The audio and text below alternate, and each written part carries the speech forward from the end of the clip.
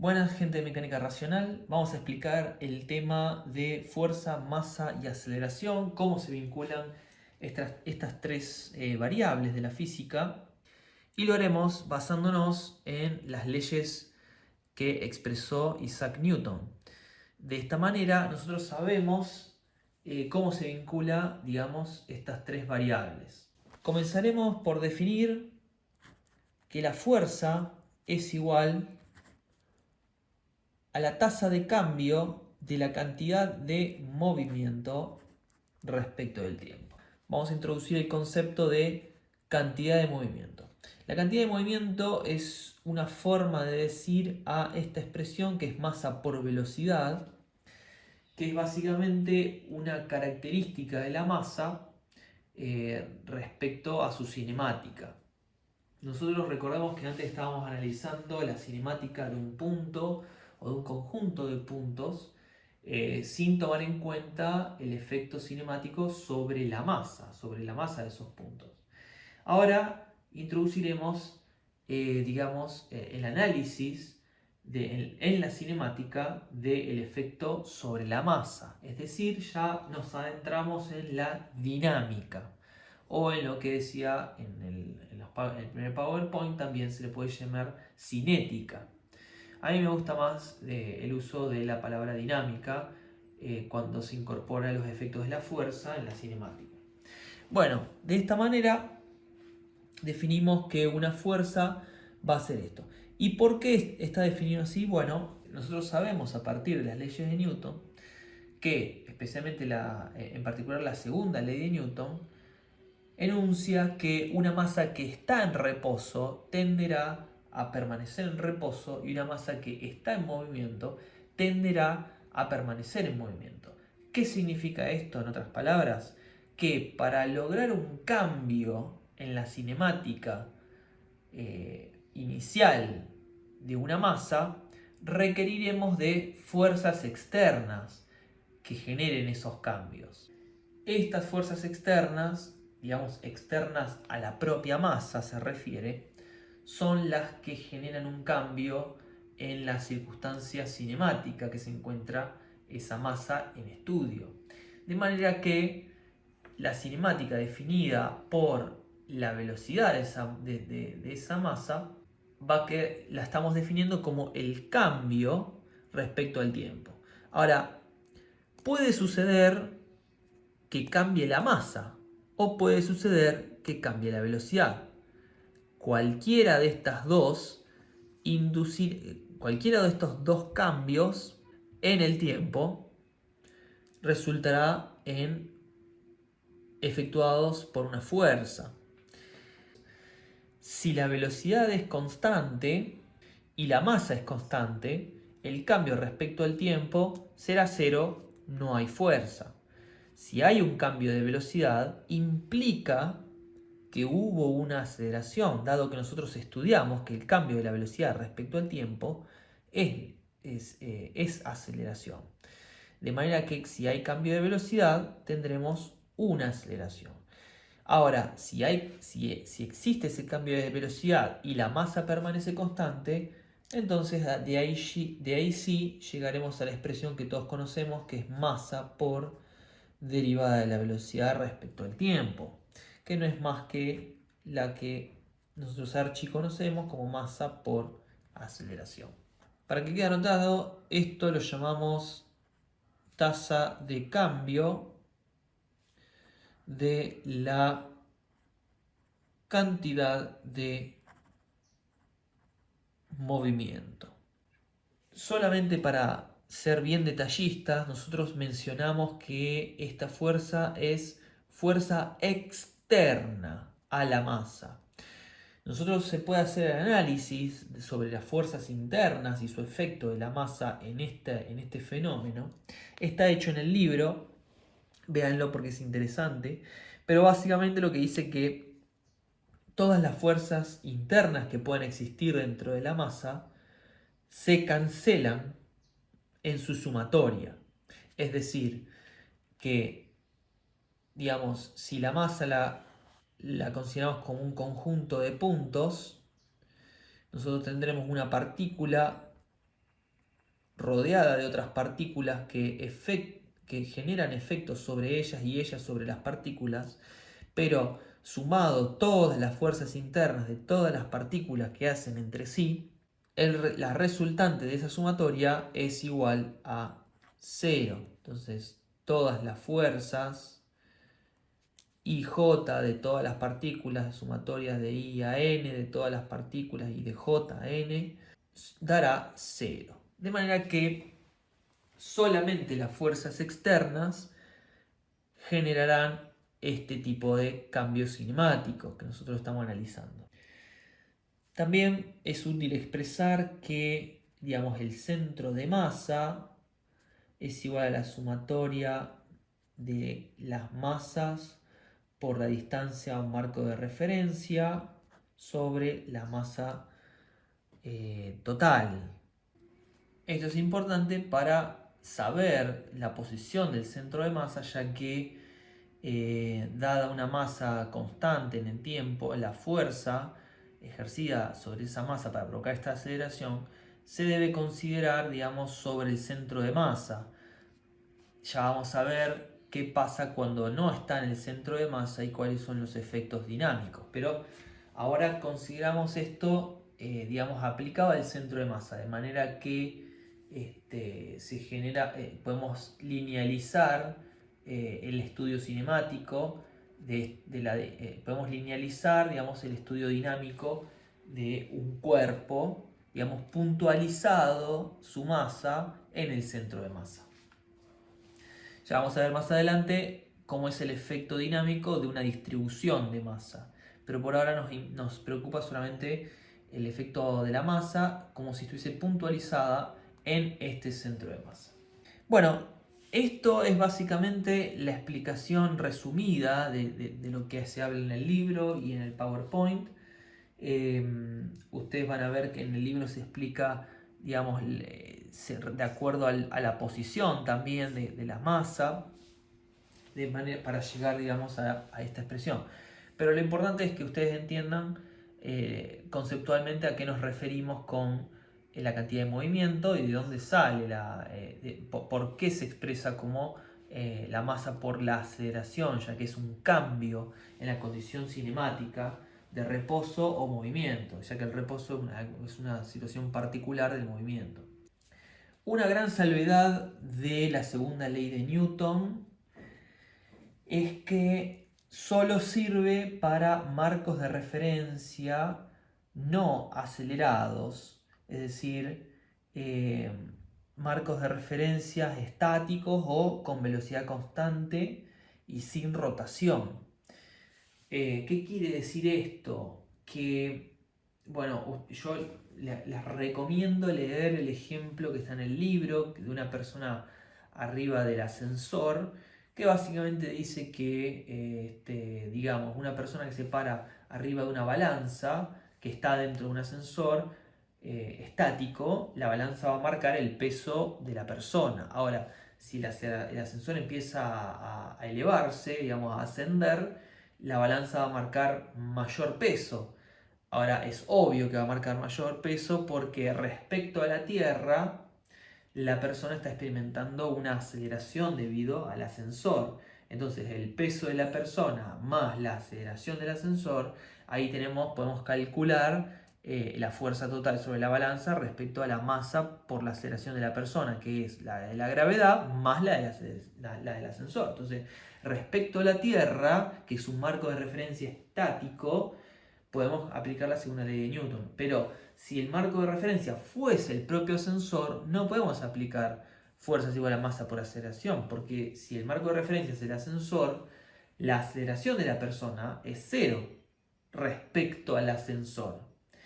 Pero la fuerza que sigue marcando la balanza dentro del ascensor es mayor al peso de la propia persona. Entonces, ahí no se puede aplicar, o sea, no da correctamente la expresión de la segunda ley de Newton. De hecho, el propio Newton enuncia que, digamos, el marco se debe tomar un marco de referencia fijo según las estrellas, que bueno, era la forma de decir en esa época que el marco de referencia debe ser respecto a la Tierra o estático, por así decirlo. Pero mucha salvedad con eso, y ya vamos a ver directamente cómo es el tema de la suma de aceleraciones y los pesos respecto a cómo se mide la fuerza total o digamos, a cómo se mide la fuerza total en esos casos. Otra salvedad que hay que hacer es que, de nuevo, de la misma manera que vimos con el movimiento relativo, esta aceleración y, digamos, este efecto se puede aplicar a todas las aceleraciones que nosotros analizamos: radiales, tangenciales, normales, transversales, digamos. Se puede traducir a fuerza normal, tangencial, transversal, radial esta expresión. Entonces, no es que esta es una fuerza total, sino que puede también ser, digamos, descompuesta respecto al marco de referencia o respecto al método que nosotros estemos usando para calcular esto. Bueno, dado que la explicación del tema no requiere mayor desarrollo, podemos aprovechar el tiempo del video para hacer unos ejercicios, o uno o dos ejercicios, y vamos a empezar con el ejercicio 21 propuesto. Para este tema vamos a hacer los ejercicios del 21 al 27, ya los escribo acá, del problema 21 al 27 inclusive. Vamos a reemplazar el problema 22, se reemplaza por el 1499, que es el mismo, pero digamos con aplicación numérica. Me parece mucho más útil que hagamos el ejercicio aplicado numéricamente, digamos con datos numéricos, para poder practicar la resolución. Ustedes lo van a encontrar en el libro y en el solucionario, digamos, también la solución. Entonces vamos con el ejercicio 21, ¿no? Vamos con el ejercicio 21, que dice: el avión de la figura 19 aterriza con una velocidad horizontal de 50 metros sobre segundo respecto al portaaviones.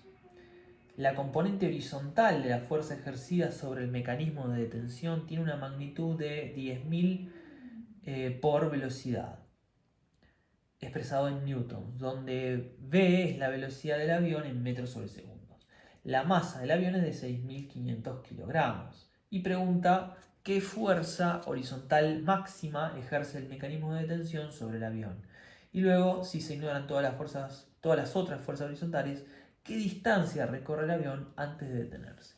Bien, acá lo bueno de este ejercicio es que hace una pequeña conexión con el tema de movimiento relativo, ya que dice que el avión aterriza con una velocidad horizontal de 50 metros sobre segundos respecto al portaaviones. Es decir, el portaaviones podría estar moviéndose a tal vez 10 metros sobre segundos respecto a la Tierra, pero respecto al portaaviones el avión se mueve a 50 metros sobre segundos.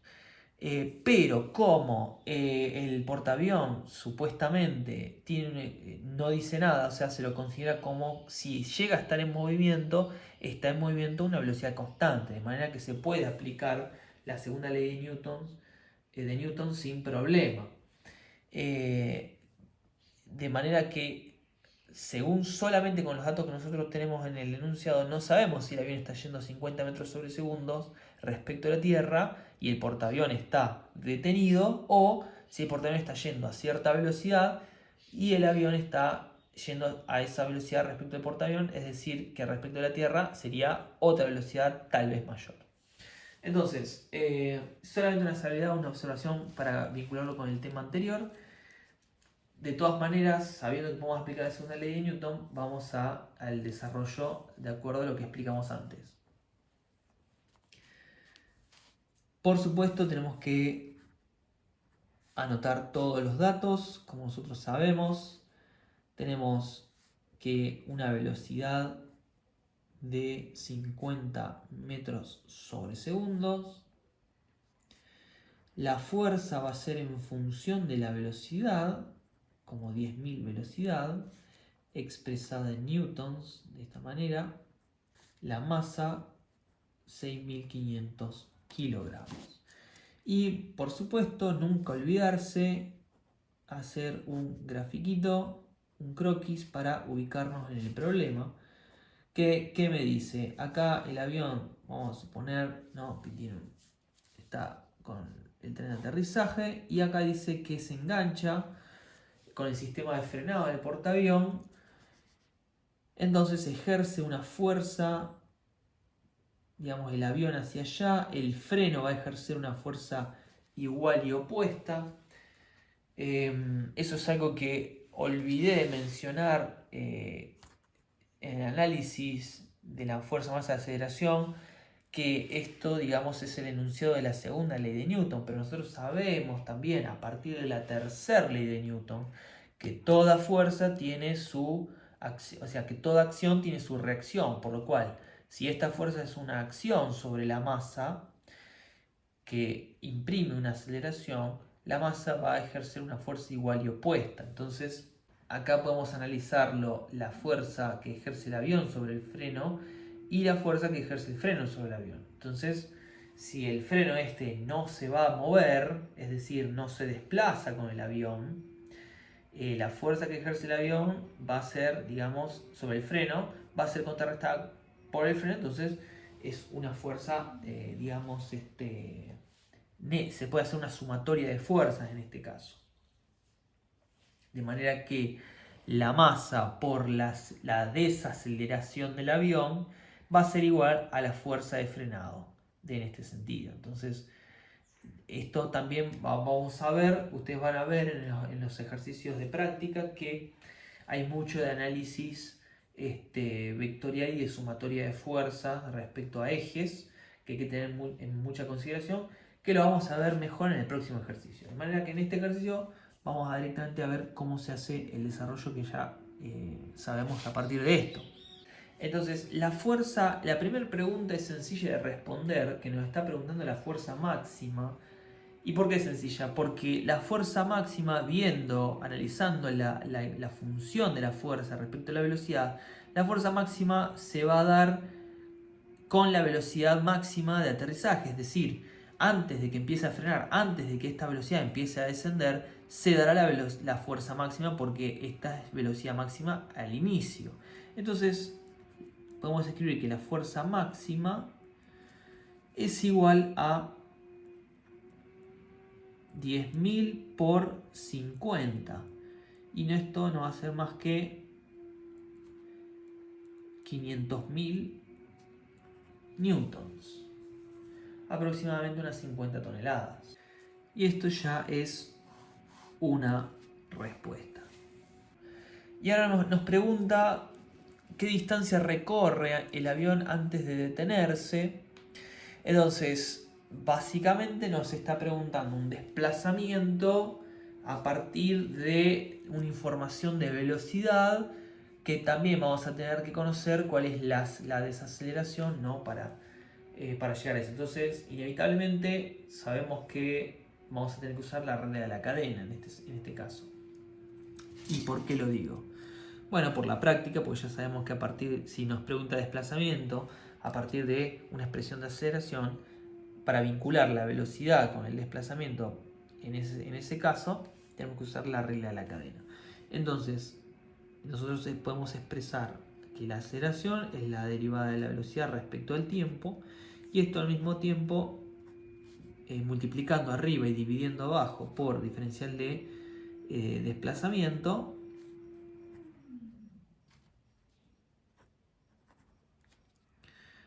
expresamos la regla de la cadena de esta manera. Entonces nos queda expresado la derivada de la velocidad respecto al desplazamiento por la velocidad. Ahora, ¿de qué me sirve esto? Bueno, si esto es la aceleración, ahora puedo expresar que la fuerza, que es igual a la masa por la aceleración, que es la fuerza es 10.000 velocidad, es igual a la masa por aceleración. Entonces ahora nos queda expresado todo en función de desplazamiento y velocidad, con la información de la masa que nosotros la sabemos. De esta manera, bueno, me quedé sin espacio acá, voy a seguir para allá.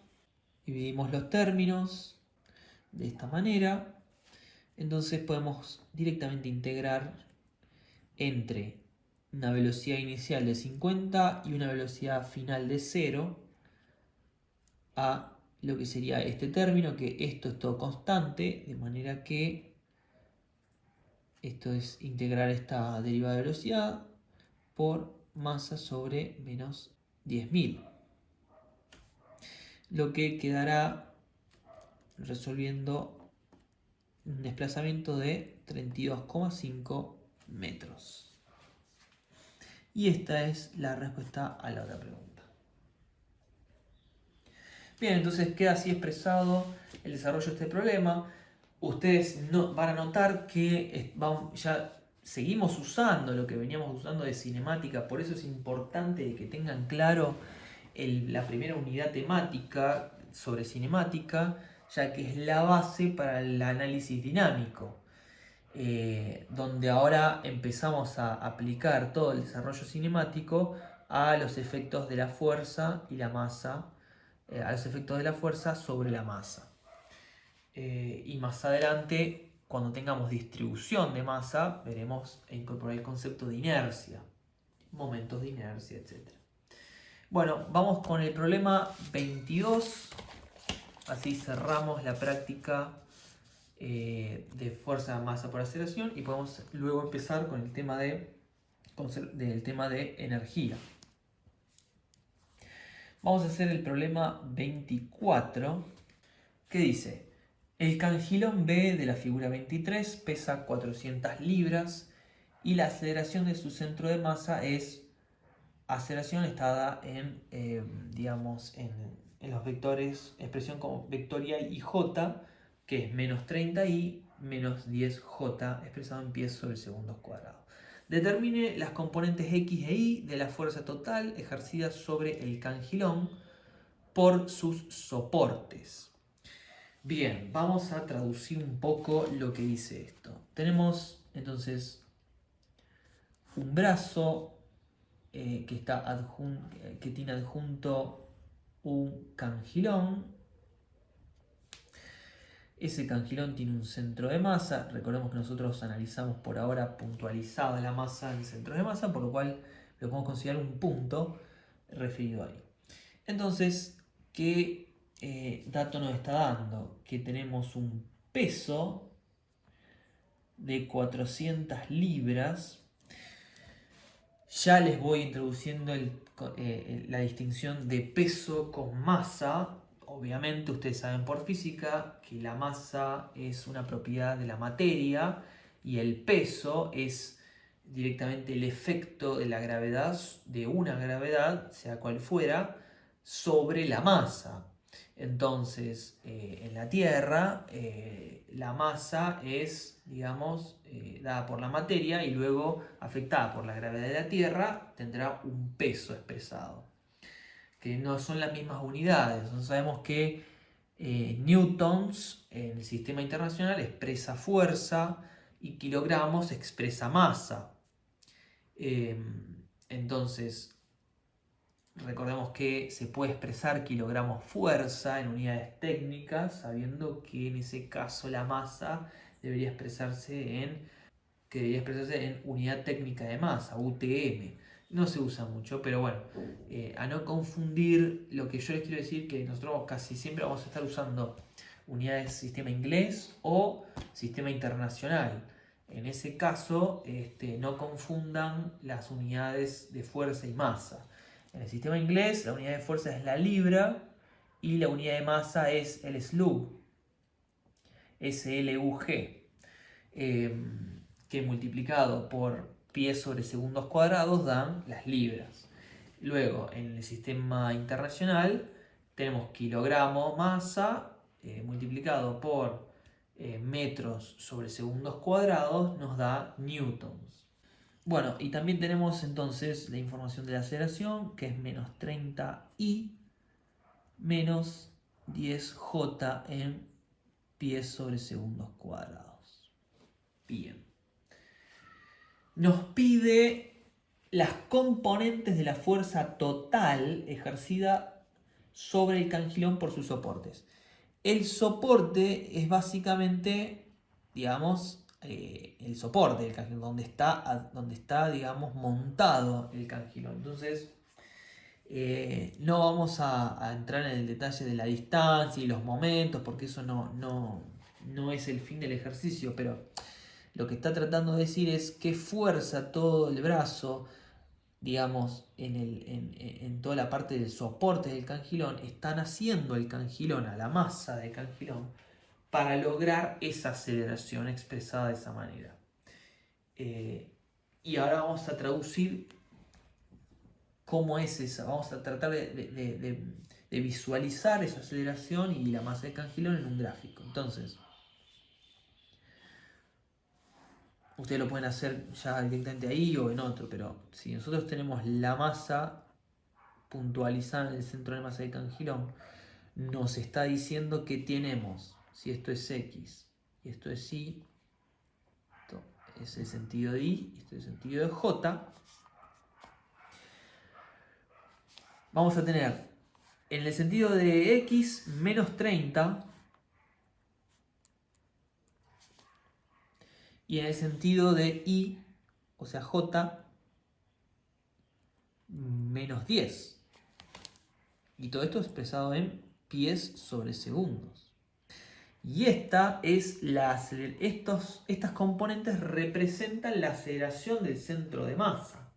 Es decir, que este punto se va a estar desplazando hacia abajo con una aceleración de menos 10 pies sobre segundos cuadrados y hacia la izquierda con una aceleración de 30 pies sobre segundos cuadrados. El sentido negativo está dado porque está expresado en IJ. ¿Entienden? No es que es una aceleración negativa, sino simplemente es una aceleración indicada su sentido respecto a un marco de referencia de IJ vectorial, ¿no? De manera que está acelerando en este sentido y también en este sentido. Ahora, para lograr saber cuál es la fuerza total ejercida en el soporte, digamos, que está el brazo ejerciendo sobre la masa para lograr estas aceleraciones, tenemos que hacer sumatorias de fuerzas. Entonces, vamos a analizar primero la más fácil, que es en el eje X. Sumatoria de fuerza en X. ¿Cuántas fuerzas hay efectuando un movimiento en X? Solamente la fuerza del soporte, ya que no hay ningún rozamiento, ninguna oposición, nada otra cosa externa más que la fuerza del soporte que causa esta aceleración. Entonces va a haber solamente la sumatoria de fuerza de X, solamente va a ser la fuerza en X del soporte. Pero también la sumatoria de fuerza en X se puede expresar como la masa por la aceleración en X, que es lo que nosotros vemos en esta componente de aceleración. Entonces, lo que nosotros tenemos que hacer, esto es igual a esto, como esto es igual a esto, entonces podemos expresar que la fuerza en X va a ser la masa por la aceleración en X. Y esta es la fuerza del soporte, que causa esta aceleración a esta masa. Entonces podemos directamente calcularla como la masa, que no la tenemos la masa, la tenemos que calcular porque tenemos el peso, que es 400 libras sobre la aceleración de la gravedad en sistema inglés, sabemos que es 32,2 pies sobre segundos cuadrados. Este cociente de libra sobre pie sobre segundo cuadrado es slug, pero no viene el caso, no va a hacer falta escribirlo porque lo multiplicamos por la propia aceleración de menos 30 pies sobre segundos cuadrados. Esto se va con esto, queda solamente libras, y la fuerza en X va a ser menos 372,67 libras. El menos indica el sentido de la fuerza dado el sistema coordenado IJ, o sea, X e Y. Sabemos que la fuerza está en el sentido dado por la aceleración indicada en el sistema coordenado. Muy bien, entonces tenemos una solución parcial porque dice, nos pide determina las componentes de la fuerza total, no nos pide la fuerza total, nos pide las componentes, de manera que esta es una solución, ya que es una componente. Ahora, para hacer en I, vamos a hacer el mismo método para que sea ordenado. Entonces, hacemos que la sumatoria de fuerza en I, ¿a qué es igual? Bueno, analicemos cuáles son las fuerzas en I. Nosotros tenemos que vamos a tener la fuerza del soporte que causa esta aceleración, pero también en este caso tenemos un peso que no hemos indicado acá, entonces lo agregamos porque no podemos ignorar el efecto del propio peso de la masa que tiene el cangilón. Y esto es algo muy importante en los análisis, que tienen que tener mucho cuidado siempre de realizar el diagrama de cuerpo libre, de realizar el diagrama, entender lo que están, digamos, analizando y analizar cuáles fuerzas se tienen que incluir en el análisis, además de las fuerzas dadas o de los efectos descritos por los enunciados. No, siempre tienen que considerar que están trabajando en cosas que están, digamos, la mayoría en la Tierra, digamos, ¿no? Y que si analizamos en un plano que es perpendicular a la superficie terrestre, tendremos el efecto de la gravedad, por lo cual los pesos tienen, digamos, las masas tienen su propio peso, aparte de las fuerzas que nosotros les podemos imprimir a las masas. Entonces, tenemos P, que está dado por masa por gravedad. Entonces, la sumatoria de fuerza I será la fuerza en el soporte, Fi, más P. De la misma manera que en X, la fuerza en I también va a tener que responder a la masa por una aceleración total en I. Ahora, ¿qué sucede acá donde siempre hay confusión? Y por eso hay que tener cuidado de entender qué significa este análisis de sumatoria de fuerzas.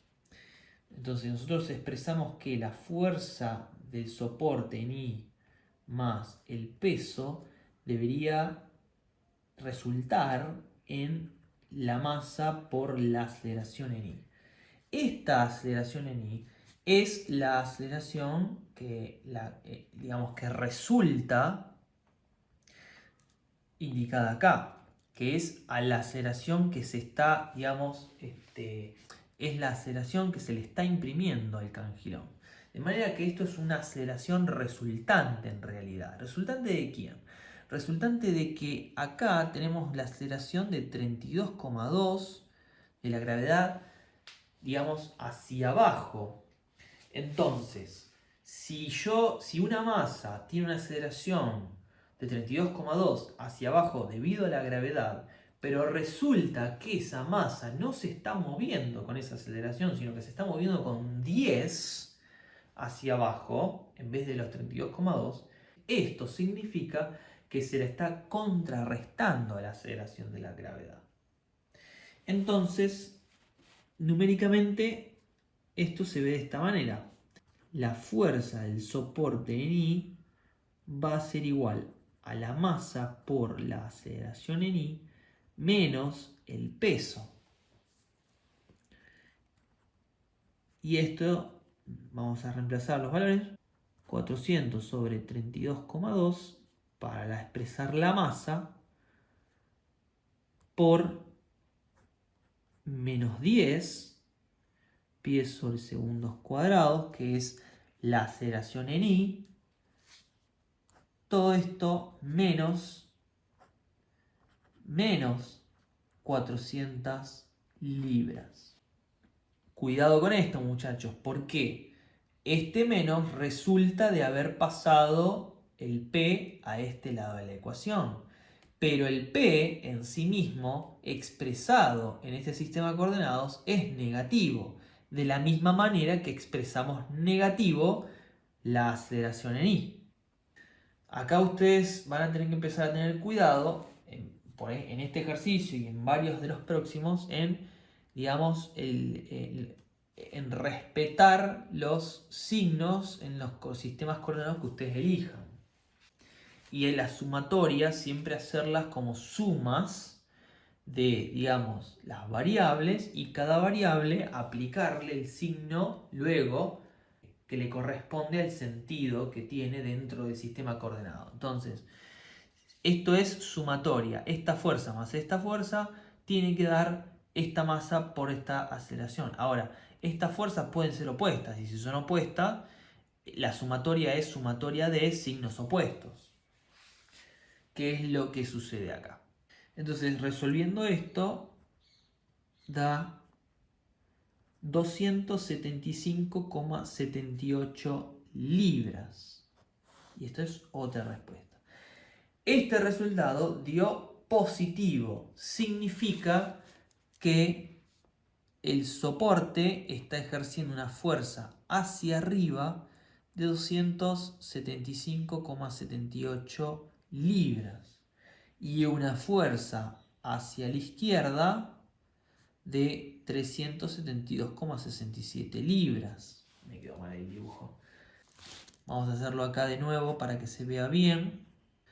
275,8 libras hacia arriba y 372 libras hacia la izquierda resultan en una aceleración de 30 metros sobre segundos hacia la izquierda y una aceleración de 10 metros sobre segundos hacia abajo. Ahora, ustedes me dirán, ¿cómo puede ser que con una fuerza ascendente logramos una aceleración descendente? Bueno, es justamente que, fíjense, si este cangilón pesa 400 libras, quiere decir que hace 400 libras hacia abajo, resultan en la fuerza hacia abajo, ya que este es mayor que causa 10 metros sobre segundos cuadrados de aceleración descendente.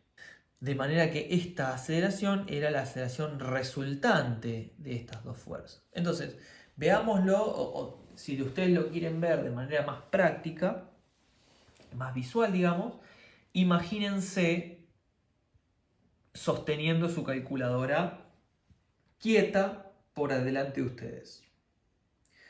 Supongamos que la calculadora pesa 300 gramos. Bueno, si ustedes con su mano hacen una fuerza de 300 gramos hacia arriba, la calculadora permanecerá quieta. Es decir, el peso de la calculadora es igual a la fuerza que ustedes ejercen sobre ella para sostenerla. Entonces, 300 gramos hacia arriba menos 300 gramos hacia abajo es 0 de resultante, por lo cual demuestra que no tiene aceleración esa calculadora y permanecerá quieta en su mano. Ahora, si ustedes en vez de hacer 300 gramos hacia arriba sobre la calculadora hacen 100 gramos solamente hacia arriba, significa que la calculadora los vencerá con 200 gramos. Entonces, la aceleración que experimentará esa calculadora será la proporcional a los 200 gramos y su masa. Ahora, ¿qué pasa si no ejercemos fuerza? La calculadora va a acelerar a la aceleración de la gravedad, por lo cual se es una caída libre, sin fuerza que restrinja a una masa suspendida en la altura, genera una caída libre con la aceleración neta de la gravedad. Bueno, espero que lo hayan terminado de entender con toda esa explicación.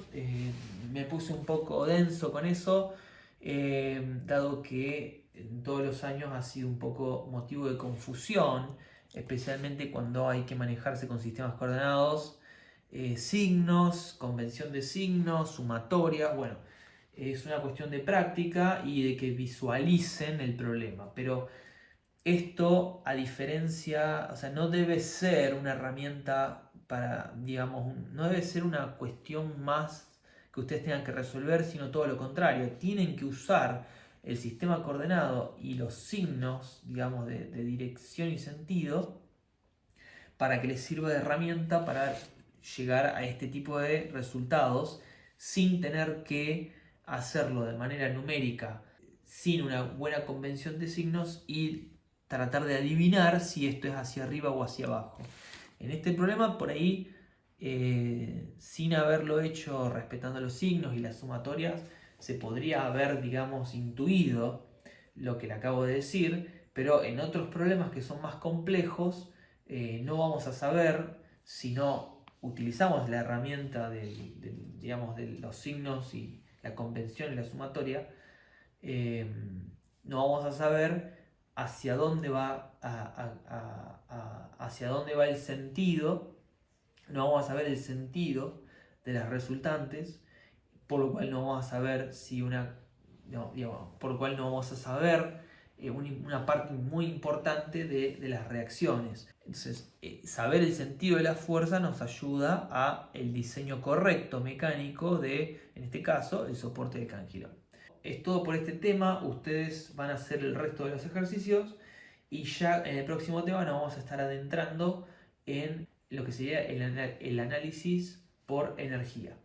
Bueno, nos vemos en el próximo video. Gracias.